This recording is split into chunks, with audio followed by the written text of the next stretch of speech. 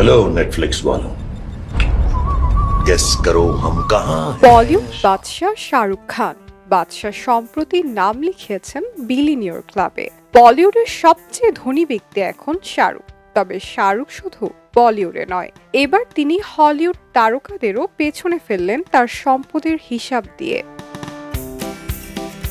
ফোর্বসের 2025 সালের সেলিব্রিটি বিলিনিয়র্স তালিকা অনুযায়ী অভিনেতা ও কমেডিয়ান জেরি সাইনফেল্ড তালিকাভুক্ত হয়েছেন বিলিনিয়র ক্লাবে, যার সম্পদের পরিমাণ 1.1 বিলিয়ন মার্কিন ডলার। আর্নল্ড শোয়াজনিগারের সম্পদও একই তালিকায় প্রায় 1.1 বিলিয়ন মার্কিন ডলার হিসাবে উল্লেখ করা হয়েছে। তবে সাম্প্রতিক সময়ে বিশেষ করে ভারতীয় গণমাধ্যমগুলো দাবি করেছে যে শাহরুখ এখন বিশ্বের সবচেয়ে ধনী অভিনেতা, যার মোট সম্পদ প্রায় 1.4 বিলিয়ন মার্কিন ডলার। আরও মজার ব্যাপার হচ্ছে 2024 সালের তুলনায় তার সম্পদ 71% বৃদ্ধি পেয়েছে। তার সম্পদ এবছর বেড়ে 12,490 কোটি রুপি হয়েছে।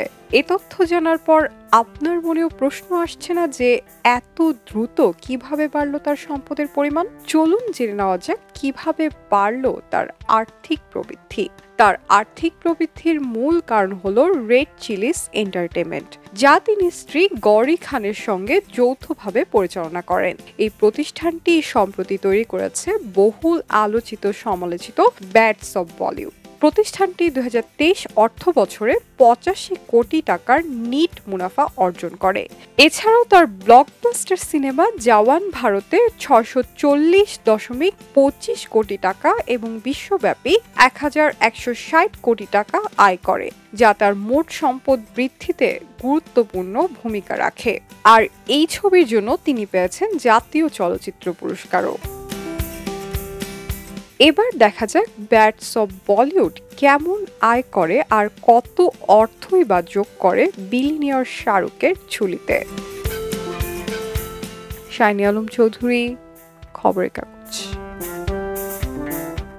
খবরের কাগজ, নিখাত, নির্ভীক, নিরপেক্ষ।